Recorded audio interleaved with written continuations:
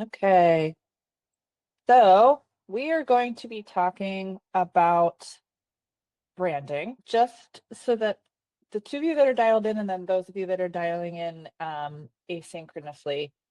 I I have been on this like epic quest since starting my business to try to come up with a different term for personal branding because I think it is so polarizing for most people for a variety of reasons, which I wonder when I get to the very first reflection prompt if some of those reasons why people feel the ick with um, it comes up today on the call.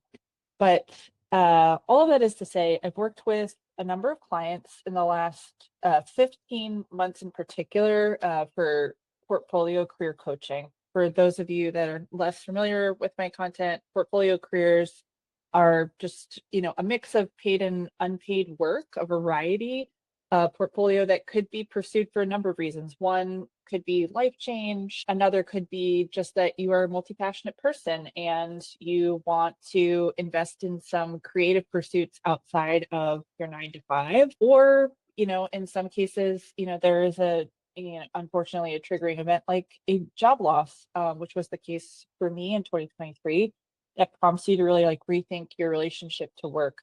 And so a key component of building that style of career is putting yourself out there.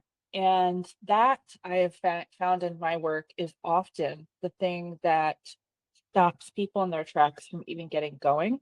So the whole intent of this is to give you a sense of like how to create your own brand in a way that might mirror some of the brands that you follow online and you've not really stopped to think like, well, why do I like this one person's content so much? It's a way to kind of like pragmatically break that down. And so my hope is that when you walk away today, you don't feel like this, which is that you've got like the swirl of ideas of what you want to do or how you want to talk about yourself, that you can maybe find some tools from today's session to architect your own, what I call as a product management professional, person market fit, which means you're the exact right person for a particular role or opportunity, or in the case of if Samantha, if you're building a coaching business, I'm the right coach for someone, since there are a whole host of people that are providing services on LinkedIn. My name is Brie. I am a portfolio careerist. I have this business, which is my coaching and consulting business. What I do is full service product marketing consulting, and then also individualized career coaching and portfolio career coaching. So for job transitions, for people that also want to build portfolio careers, I'll do more coaching style than consulting. And a lot of that work focuses on exactly what we'll talk about today, which is developing your personal brand. And a key starting point is developing your positioning. So I want to start with a question. For what is your relationship, Sam and Anne-Marie, with this beast of a topic called personal brand?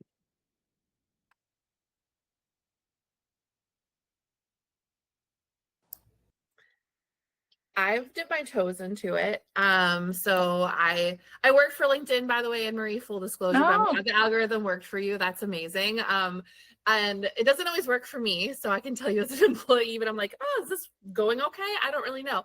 So I post on LinkedIn occasionally. That's the only social media platform that I currently have. And I think I might have a personal brand to a certain extent, but it's not really been intentional in any way. And I've done a lot of like different things based on like what I'm interested mhm. in. So it's just I feel weird about putting myself out there too as like I enter motherhood. I don't want to like share things Mhm. about my daughter online, but motherhood's an important part of my life. So I'm trying to figure out like how do I show up? I don't really know. Mhm. And I want to maybe be more intentional with how I do. So that's me. Thanks for sharing that. What about you, Anne-Marie? So I am the very typical person. I tend to use LinkedIn when I need to. Um, Mhm. so I used LinkedIn quite a lot previously for promoting a community project that I Mhm. was involved in. So whenever there was events organized, I'd use LinkedIn to sort of get that message across with my network connections, because it's all related to majority of the people in my network. However, I sort of took a pause. I stepped back from that particular community project, and I took a pause, just various life reasons. And this year I've started to look at personal projects that I want to start again. And I realized that my visibility on LinkedIn is like none. And I was like, oh, I'm going to have to try and rebuild this. But very similar to Samantha, do you prefer to be called Samantha or Sam? Or... You can call me Sam, Anne Marie. We're friends, so whatever you prefer. I didn't want to just cut your name short. But yeah, so very similar to Sam. I'm almost like not really too sure where to start with it now, because I do have a lot of passions and a lot of different interests, whereas, you know, figuring out what to put on LinkedIn is probably the question mark. And I'm not gonna lie, I have started to struggle with the algorithm in the last few weeks. So I don't know, a few people have. So it's not currently doing me any favors. But yeah, like I said, I get the ick. I don't know if that's a term that's used. Yeah, it is. It is. I get the cringe ick when I have to think about personal. I get the ick when I have to think about personal branding. Like over the next few weeks, I've got to do a call out for practice clients for coaching, and it's like the worst thing. I'm like, oh, I don't want to do it. How am I going to do it? It's going to come off all salesy, and it really is not my intention. But that's what I'm thinking, and so I'm putting it off. I'm just like delaying having to do the video to ask for the practice clients, and I'm Yeah, thank you for sharing that, both of you. And I will say again, for those that are watching this asynchronously, one thing that I think is really interesting is both Anne Marie and Sam, you both mentioned LinkedIn as your primary channel. I think what both of you are highlighting is a kind of in the same vein as what I started with, is there's just a million discrete decisions around how to do this that our brain sort of, when we take the first step of like, I know I maybe want to do this, that would be a light want in air quotes. I know I need to do this to achieve the goals I want. I need to, you know, show up in the town square, the digital one. But where do I even begin? And then, like you said, we don't want to come across like the gurus that are super salesy and inauthentic, and we don't start. My relationship with branding was bumpy, to say the least. I was very, very nervous when I started for a number of reasons. One is I am much more comfortable holding space for other people, even though, you know, I'm in the middle of my career and I have a ton of experience to draw from. But that first, you know, couple of months of putting myself out there, my primary channel was LinkedIn to begin with as well, was nerve-wracking. And there were a lot of materials online, but not a ton that kind of felt like it helped me break down the people that I enjoyed following, which is more the style of branding that I wanted to achieve for my own brand. So I kind of stumbled through it. And so I could break the beginning of my own personal brand into like 3 chapters. One is finding the problem. Again, I'm a product marketer and manager by trade. So I like to think about things in terms of how do you find a market for your services or product. You know, when I first started writing, I did a lot of coaching and networking groups. You know, career coaching felt too broad for me. But then there were other types of coaching niches that felt too small. And I just kind of experimented with it through workshops similar to this one, but for geared towards tech professionals. It was a series called I Am Not Fine. And it was geared towards people that had, you know, lost their jobs in 2023 and 2024 and were looking for space to chat about that. If you're familiar with the Substack group, I think it's called Laid Off. They have a very big community that has gone viral pretty quickly. And so the spirit of what I had was much more smaller and itty bitty, but like same kind of concept of providing that shared space and community through a disruptive life event like losing your job in the tech space. Um, and then I started building solutions because I happened upon this term portfolio careers. It felt like I finally grasped at language that could articulate how I wanted to move forward in the what I would call the second act of my career, which was like a varied career. And so I did a couple of things. Once I started getting some tractions with clients, people resonated with that message, and I started being consistent about it towards the middle of last year. And I launched a podcast about portfolio careers. I started a newsletter. And then because of putting myself out there more prominently, I had communities start reaching out to me to present on what I was sharing on the internet, which was really wild to me. I never thought in a million years that that would happen. I don't know why I like stayed small at that particular point in time in my journey, but again, started getting some momentum once the consistency was there. It felt aligned with what where my content would just kind of be authored from a really honest place. And then in 2025, at the beginning of the year, I was like, okay, I think this is what I want to do. I don't want to keep shifting around. And so, how do I expand my offering set? And so, I launched a Substack. I also launched a digital course called How to Tell a Story That Gets You Hired. This was for people that may not be able to access coaching at the rates that coaching goes for. And so it's an easy way to go through the process of building your personal brand positioning at an opening price point. And then I wrote a series of essays and now am writing a book. So again, I think what's interesting about the internet is you just kind of see people at discrete points in time, but personal brands, there's a great quote from someone that I like to follow on on LinkedIn called Jasmine Bina. And this is just a segment of a post she made a couple of weeks ago, where she said, a personal brand is not something you create, it's something that reveals itself to you. And that for me has been very true. And I hope that that gives you the confidence as you're watching today to just take that step and put one foot in front of the other. Know that you're going to do some things that feel weird, but as long as you have that attunement as you're going through that process, you're going in the right direction, in my opinion.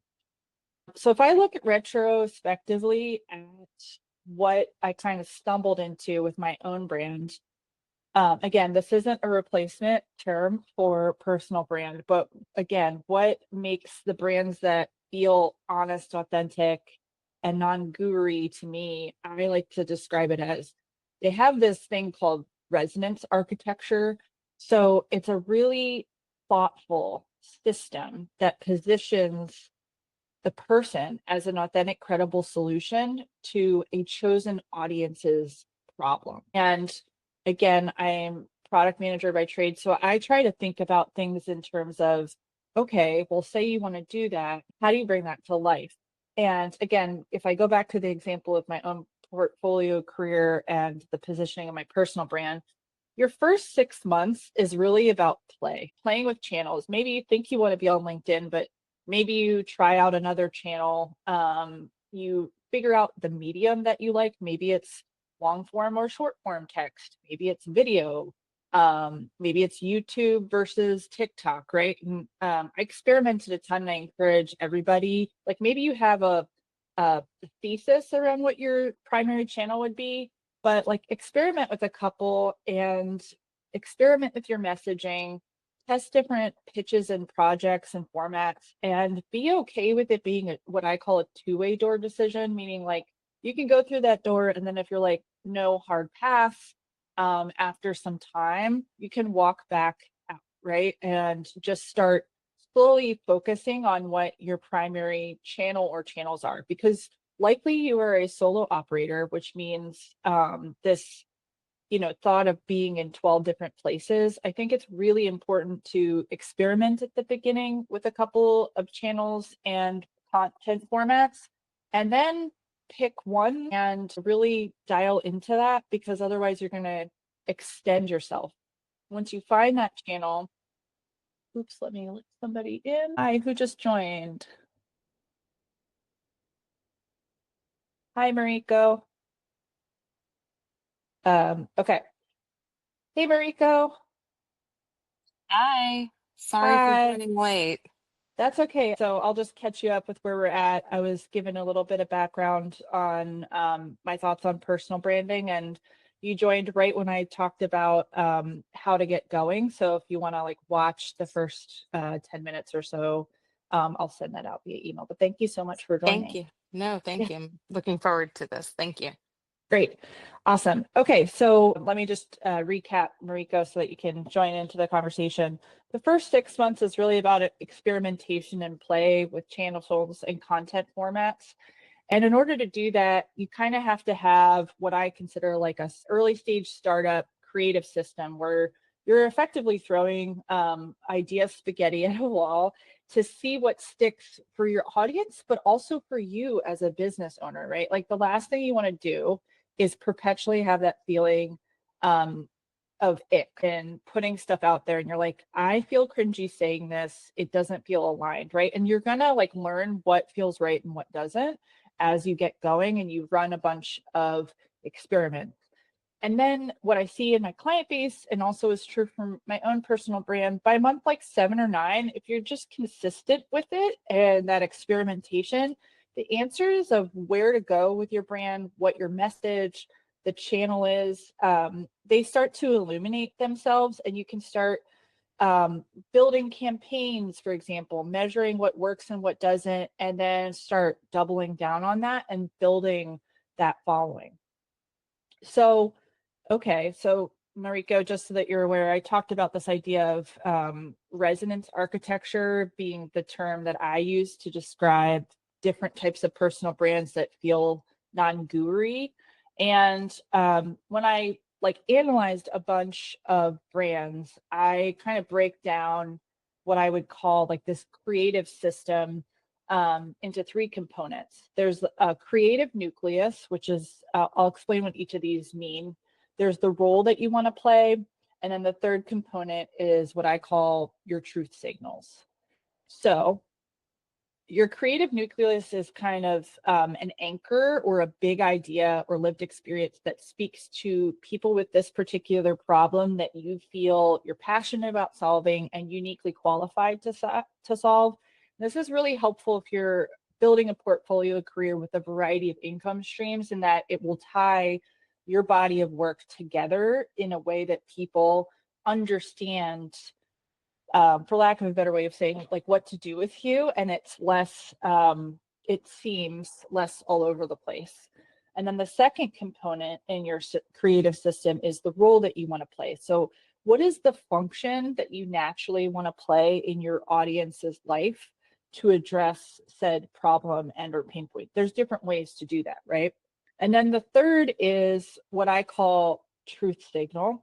So these are visible, audible, and energetic cues that you put out there, like signals. Imagine a signal that elicit trust from your target audience and get them to consider, like they've discovered you, they see that consistently time and time again, and then they go convert into what a traditional marketer would say is like into the funnel. They'll start poking around your content. Maybe they poke around on your website or listen to your podcast, and then maybe at some point, if they're in a place to purchase, then they decide, okay, I want to work with this someone on a partnership opportunity, or I want them to be my coach because their approach is really interesting and I like the way they think.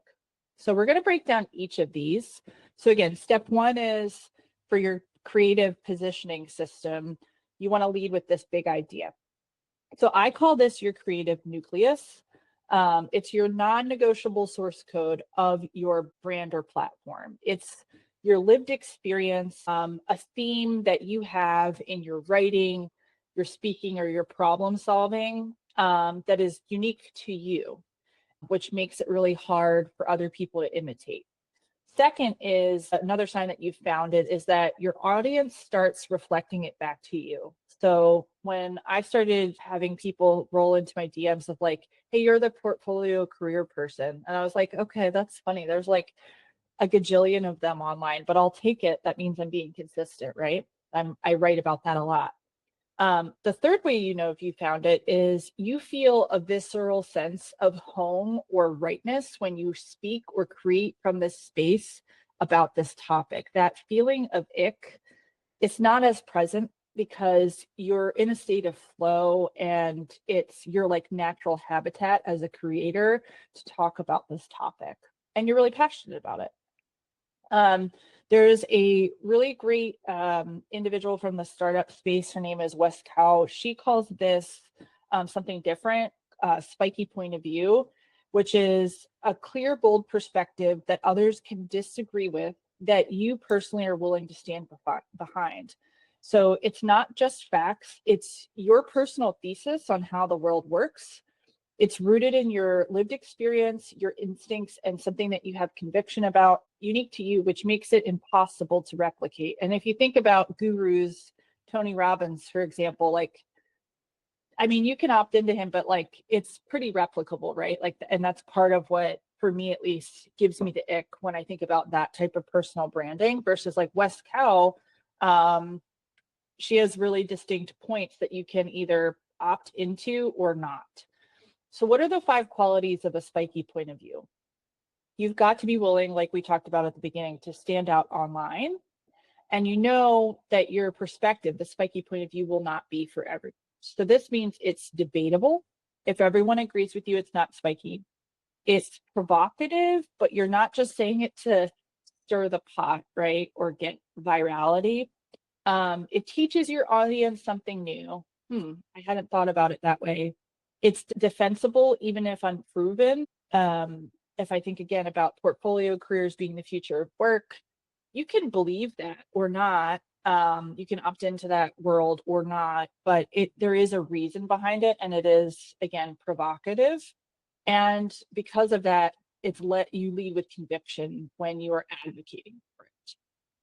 So again, thinking about the portfolio career space, none of these women who are my personal friends have seen this, but if I were to translate what I think Anna McKenzie, Millie Tamati, Julie Fidel, and Shana Anderson's creative nucleus or spiky point of view would be, this would be my trial based on the consistent content they have.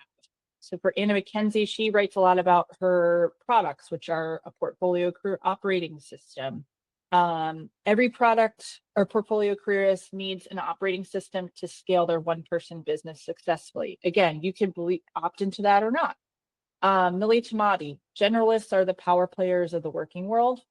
Julie Fideli is a portfolio career coach peer of mine, but she talks a lot about human design. And so her philosophy is that to have a fulfilling and meaningful portfolio career, you need to look at your human design and then make decisions based on that. Again, that's either for you or not for you. And then Shana Anderson is a chief operating officer prior to moving into the fractional space. So a lot of her content is that, you know, operators will shape the future of entrepreneurship. So this again gives you an example of creative nucleus. I've done a lot of talking. I want to pause and invite you, 3 that are on the phone, and then those of you that are listening in async, to think about for a minute or two. I'll just give you some time to, take out a pen and paper. If you were to hypothesize what your work that you want to show up with about your personal brand, what does it orbit around? Regardless of time or project, think about this as your connective tissue that would connect the different worlds in which you operate.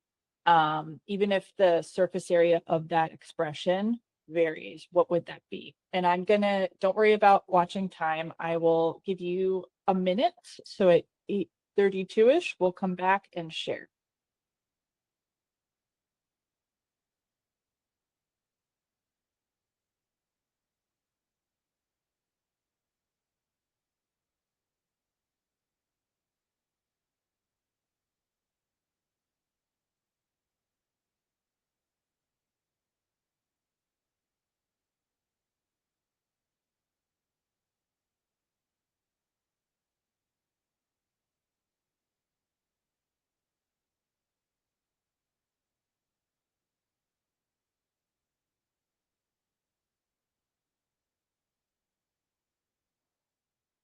Great, Mariko. I've had less time with you. I would love to hear, again, first blush, what would your hypothetical creative nucleus or spiky point of view potentially be?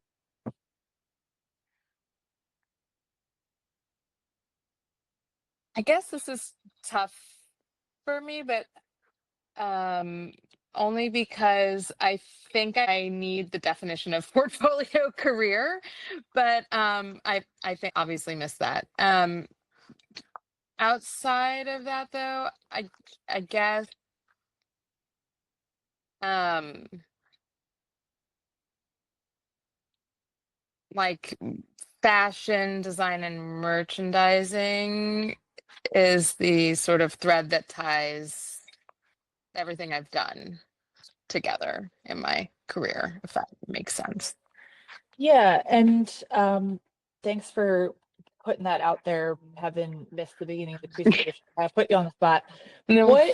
What is unique about your um experience in that space that you feel is different from other folks that may have been in fashion merchandising? Um, I think my experience in also design and sort of brand creation Mhm. and like digital marketing. Got it. So, please tell me if I'm off base with this. So it's Hmm. the actual product creation and the creative process of creating the fashion, but also the business piece Yeah. related to that. Yes. Great. Yes. Yep. Okay, cool. And is there something Much more interesting? eloquent. No, this is why we do this. So what is of that experience? Is there a set of people that you want to bring this experience to bear to? Like, are you looking to be known as a thought leader with this combination of skills? Are you Y- launching a product? yes. Yes and yes. Yes and yes. Okay, cool. All right. Well, there's there. And just so that you are can be helped out here, I have a whole separate hour-long session on portfolio careers that's on my website, which I Okay. will message you directly. But if I were to give it like a quick TLDR, there's many different philosophies on portfolio careers. My personal philosophy is that it can be a variety of paid income streams, yes, meaning you could have service work, digital and physical products, and Mm. a platform of ideas that people know you for. Like a very prominent example of a portfolio careers that may not describe herself as such is, forget her name, but like the Call Her Daddy person. Like she's Hmm. got Hmm. a very successful Alex. business. Yes, thank you, Alex. With a variety of different products. The podcast is just like one facet of it. Mm-hmm. So that's again like what I think a lot of people Mm-hmm. are looking at. But then there's Mm-hmm. different versions of it. There's the fractional Mm-hmm. executive that works embedded as a team member part-time, but they're in service of another entrepreneur, but they have income that comes from more than one place. Mm-hmm. Um, my view is a little different, and it's kind of comes from Charles Handy, which was one of the preeminent like thinkers of this in the 80s when this wasn't even like a thing on anyone's radar. He's this very soulful English man, and I don't know if you know him, but since that you're from across the pond, but he has a really interesting philosophy that it's like your whole life. So what is your caregiving responsibility? What are your paid and unpaid labor? And I think it's just like a more integrated approach. So I always like Mm-hmm. to make a plug for that. But again, if you're like, I need to make the money and I want to be in business for myself, there's many different permutations of flavor of it. But you did great. I think there's probably like a way to tease this out a little bit more. I Mm-hmm. want to make sure we can go through the rest of the framework. So let's chat after this. There you Sure. go. Thank you. Cool. All right. Now I am going to attach in the chat, if I can, Can I? I am not going to be able to attach in the chat. This is the first time I use Google instead of Zoom. I will show the second aspect of the framework. So again, we started with creative nucleus. Next, you want to think about the role that you want to play in your audience's life. So again, we're like consuming content passively often on platforms like LinkedIn and Substack without really thinking about like how are these different people that we're gravitating to positioning themselves. And there's a variety of roles. So I'm gonna again go through some of these slides, but I will share the detail slides with you in the email so you can kind of actually read through each of them, and maybe even if there's a particular type of role that you're interested in maybe cosplaying as in some of your experimental content, you can like go peek at each of these creators and how they write to get a little bit of creative inspiration for your own personal brand. So I have 10. Again, I'm not going to read off those slides. I will send these to you. But when I was doing my own research on like people that I was gravitating to that felt real, one of the first and obvious ones is very prominent on LinkedIn. I think she even got invited to LinkedIn HQ is Taylor Harrington. She's like the friend. She really doesn't like promote a ton of stuff that she is personally profiting off of, but people really enjoy her. And she is very honest about the fact that she doesn't really want to control distribution on any other platform but LinkedIn, because LinkedIn is her place. But people really, she gets tons of opportunities from this, and she's not selling snake oil, right? So if you want to be an energizer, if you're like the friend in the group that everybody always is gravitating to in your personal life, like consider checking out Taylor's stuff. Another one that's complete opposite is what I would call a contrarian, Jeffrey Cullen, a bit of a digital punk. So he's not afraid to speak the quiet parts out loud. He notices gaps in the public discourse around technology and then also social media and platform management of personal brands. And so he creates space actively for digital conversations. And he's sometimes spicy, so that's an option. Stephanie Harrison, if you've ever read The New Happy, I consider her a philosopher. She also curates information. I put these two in the same category because I find people that are philosophers are often systems thinkers. So they are looking at a very high level view of the world and often suggesting new paradigms. And she was very thoughtful in building body of work over a long period of time. And now she promotes her book and her philosophy through her social content. So that's her shtick.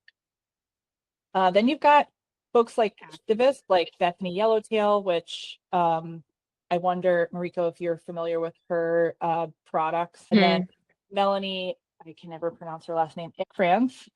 These are deeply engaged in lifting up their communities of choice. So their work is tied to supporting these communities, and they're collectivist in nature. So they root their work in legacy and championing underrepresented groups or causes.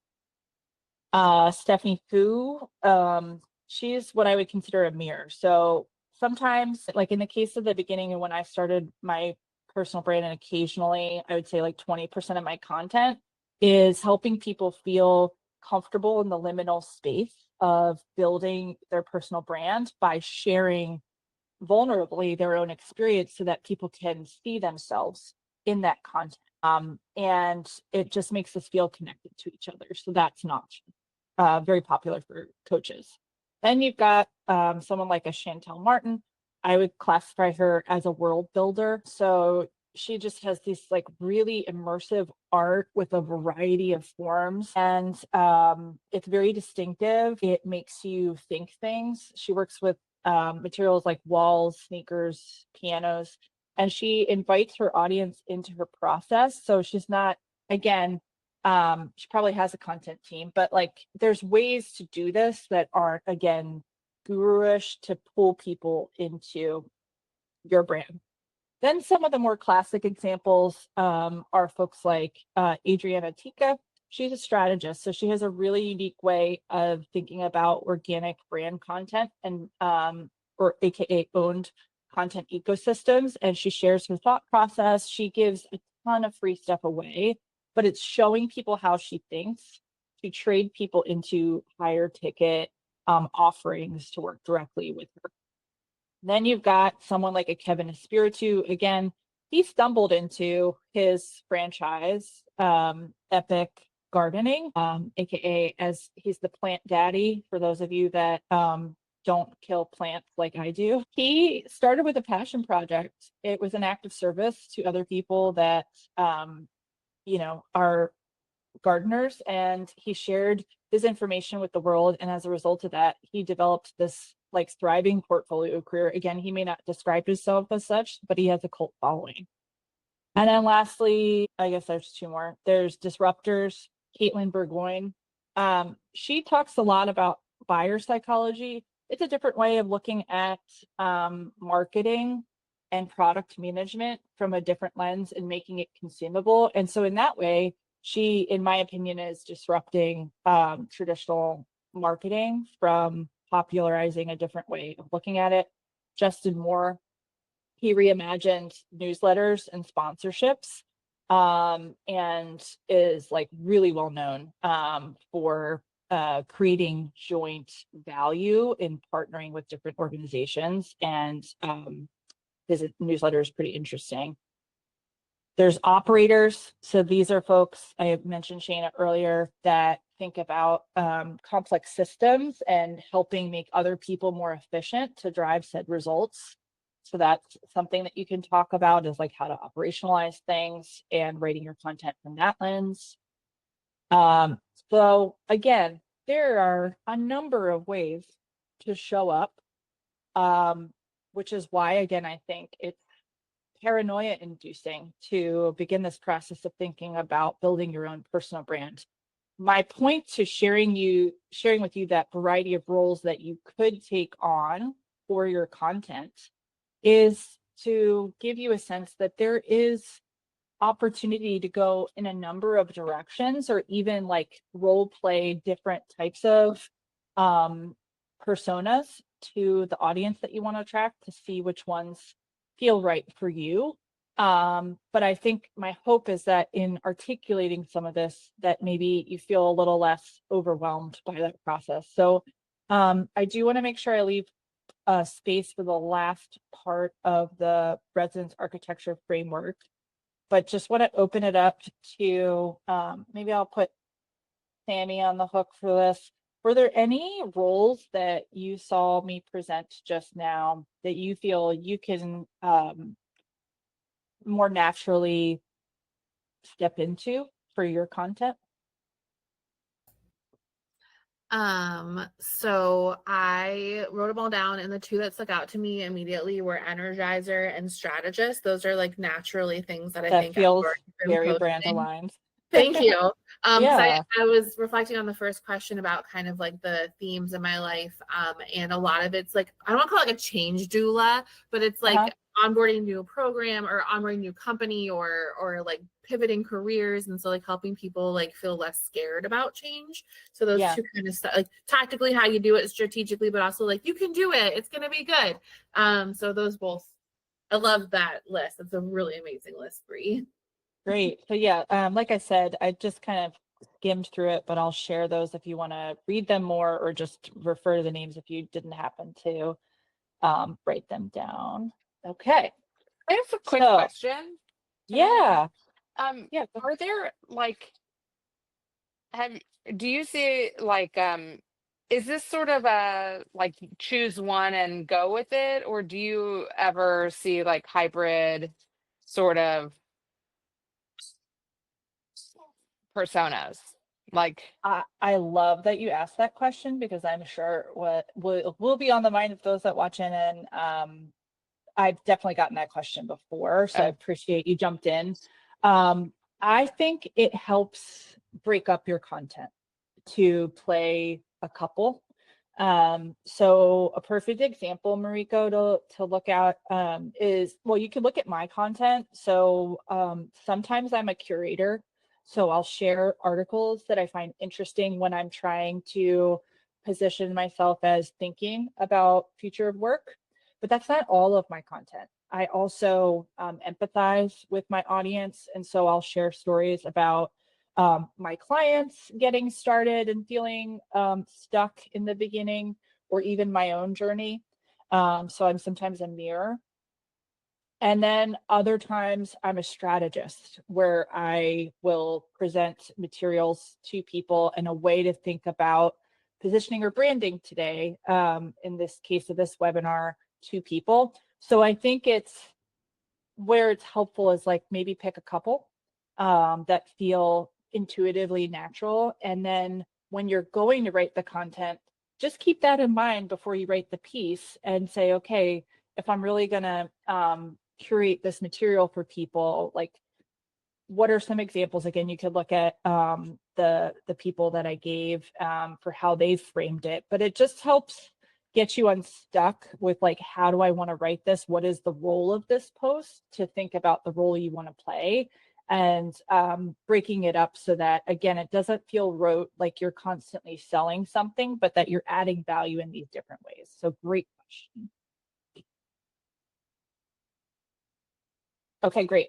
All right, so the third part, before I jump in, I will say it is hard to break through to people. I think when we started this call, Mariko, before you dialed in, I forget if who, maybe both Sam and Anne Marie said this, but you know, you kind of get fed sometimes what you do on social platforms, and sometimes it feels like you have control over it or not. We're not living in a Mad Men era anymore, where there's only a handful of brands, a nighttime television broadcast, right? Like there's many different ways that people can go in search of answers, and micro influencers or brands that they can choose to follow.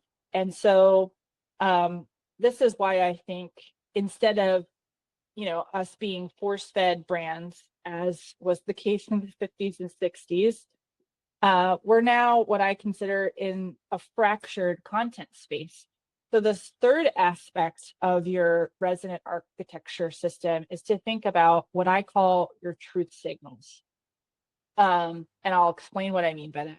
So truth signals are a way for people, when they're skimming content, maybe they get served up your post. In the case of Anne Marie, this happened with her. She saw a couple pieces of content or something about this post and decided to join, right? But before that, she didn't know about me. But there were things about my brand that helped her decide to opt into, for the lack of a better way of saying it, the Bree's world. And she got curious. And the way that we provide that, elicit that curiosity in people, is to create true signals. And they are visual.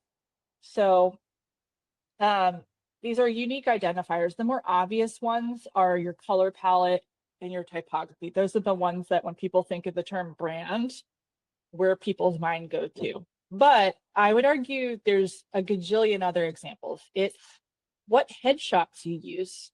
It could be the use of, if you know Joe Burns, he creates a bunch of his content through an AI tool called Midjourney. So he doesn't really use any personal headshots. It's all AI generated and it's quirky. And he's distinctively known for that. So you could be known for your icons, your patterns, your symbols. If you do choose to lean into video, it's your body language and your facial expression, right? Like maybe you have a shtick. Or if you want people to feel comfortable building in place, you have behind the scenes footage showing. I have a set of clients from Asheville that are in video production for brands. And so they do a lot of like showing you working, creating, and collaborating on set to bring their individual or their ideal customer profile into the process of what it would be like to work with. You could have physical artifacts. There is a creator out of, actually it's just not one, somewhere in Europe, She has a neon light in the back that is her logo. And when you're scrolling, it's like, oh, well, I might have something interesting to say. And I don't skim too fast past that, because when I see the neon light, I associate that with Alana and I like her content and I click into it. It could be something as simple and not architected as an email sign off. Maybe I like to put a little cheese emoji when I sign off. Like, it's quirky, but it's memorable, right? And it could also even be something as simple as social proof. So screenshots of client testimonials, not something high production, but a way that once you've gotten the comments approval to share, to show people in other people's words what it's like to work with you. And then lastly, how do people try before they buy? What is, when they go to the website, is your offer articulation? Do you offer your services up front? You really are specific with like 3 different offerings that you have and your price point? Or do you have a bit of content gating or service gating, meaning you just say, hey, I do these things, get in touch, and I design a unique offer for you.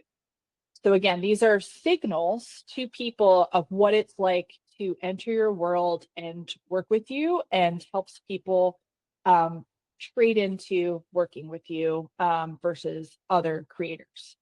The other one, set of truth signals, is audible. So again, if you're signing off in a particular way with videos or meetings, you're pacing, maybe you have a catchphrase. I'm trying to think of a creator that has one, but I'm escaping. My brain is escaping me right now. But like, maybe it's like a 3-word catchphrase that you say at the end of every video you create. You have a distinct laugh. Maybe in my case, I have a podcast, live Q&A sessions. Maybe you work with your clients in voice memos and not physical notes. Or maybe you have background audio, a specific type of background audio on your TikTok. So again, these are loads of examples, but I think it helps you kind of investigate the brands that you are drawn to say, like, what are 1 or 2 things that I could do to make myself memorable? Okay, so just to recap what we talked about, your first 6 months of building your personal brand, you're going to play with channel, you're going to play with messaging, and you're going to intuitively sit in your experience and say, what feels right? What am I getting response and signal back from the audience that I'm trying to reach? And then second, how do I feel about creating this content? That's your creative system. It's evergreen. It will evolve. You're going to run these experiments by month 7 to 9. Again, this is an average. Sometimes people find this quicker. You'll start to find the consistency and hone what you really enjoy doing and what you want to try on and scale into. So don't get too worried about being there right now. Just know it's a space of play right now if you've made this decision. My hope is that you don't feel like this. I'm going to cut us off, so I ran short on time here, but I don't want you to feel like this. If you do, my hope is that, I'll go to the end, you reach out. I am available. My services are kind of dependent on client. I do individual coaching, and then I also do more higher touch personal brand consulting. And then if you're in a money pinch or just time pinch, I have a 90-minute course. It's $79 that's available on my website, and it just helps you think about how to tell your story. So sometimes the About Me page on your LinkedIn or your website can really throw people off. And so that course is out there for that. I'm going to wrap up here and ask if there are any questions.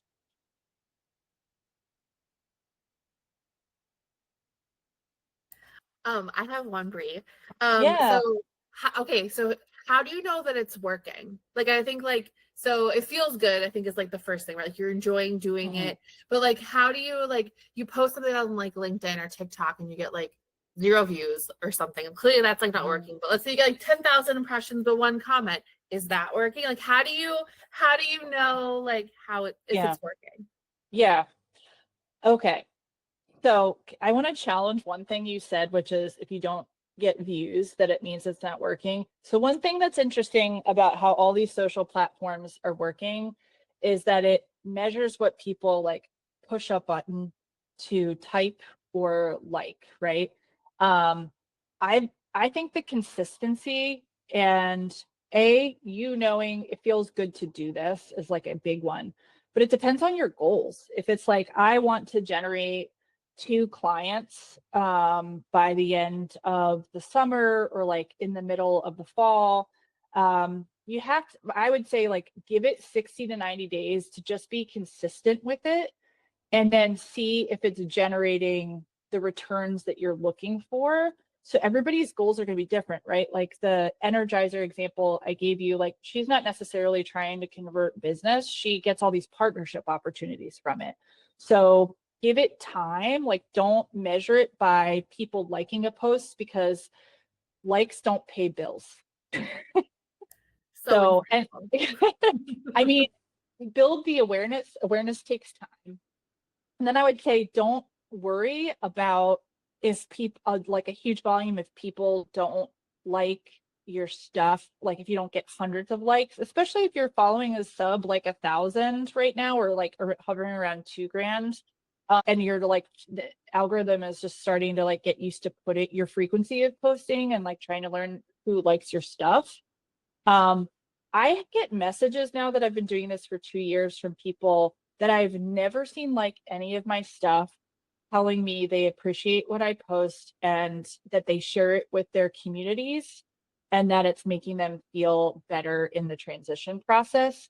So just, I don't know, like give it time. You don't actually know who's actually benefiting from your content, and then keep your goals in mind. So because it may take longer. Like if you're really just trying to position yourself and you're not going necessarily for the sales at first, you're not going to get there in like the first 10 posts.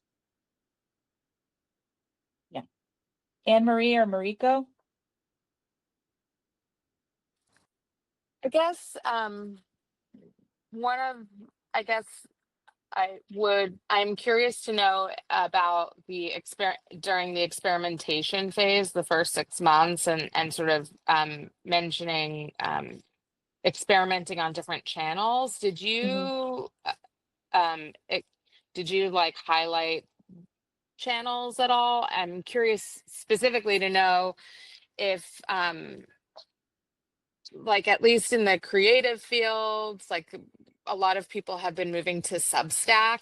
I'm not sure if that's something you're familiar with, but it seems like a lot of people who were bloggers or fashion editors, they're now like kind of blogging there and trying to get followers on that. Curious if you talked about specifically which channels to devote more or less time to at all, or if it Yeah, really is dependent on your content, I guess.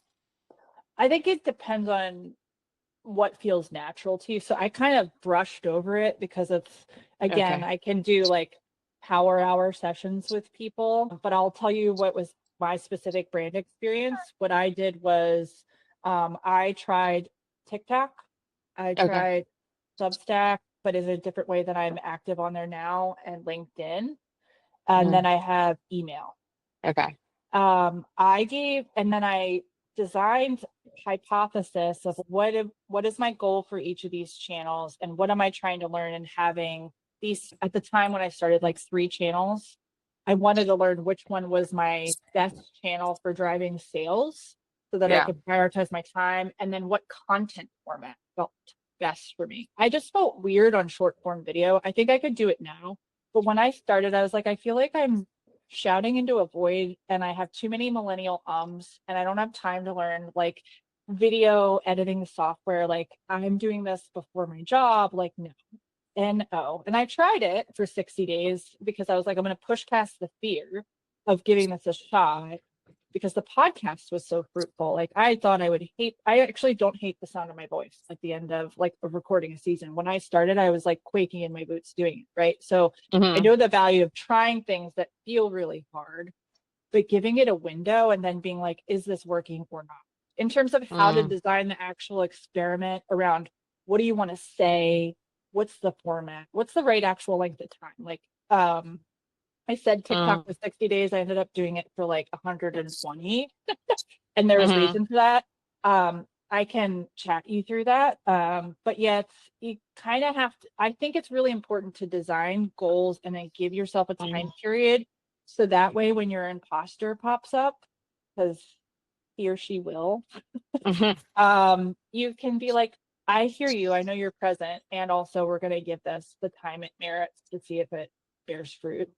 So again, it's a lot to cover in an hour, but I hope this at least gave you like a starting point. Yeah, no, that's helpful. Thank you. Great. All right, I know we're over time. Anne-Marie, I want to make sure you don't have questions before I wrap. No, I don't have any questions. It's been really useful. I think for me, I originally started reposting earlier on in the year Yeah. to get visibility for other people's projects, and it wasn't really my agenda. And I think that's going through what we went through has been really helpful, because I think I do need to spend a bit of time around actually what I'm trying to achieve for myself rather than necessarily for other people's projects. Yeah. Great. Well, hopefully this gives you some ways to think through this. I will share the recording and the slides. It may not be today. Sorry, I have to like head into my 9 to 5 here, but I'll try to share that sometime, if not this weekend, over when I get back from work trip next week. And if you want to reach out to me, there will be a survey actually that goes out. It should have gone out at 9. Please, I am starting to do these more regularly, so your feedback means the world to me. It'll help me make future events better. So please take a couple minutes to fill that out. And if you want to work together, you know how to find me. Thank you so much. Thanks, Thank Brie. you. Thank you. Bye, everyone. Bye. Bye.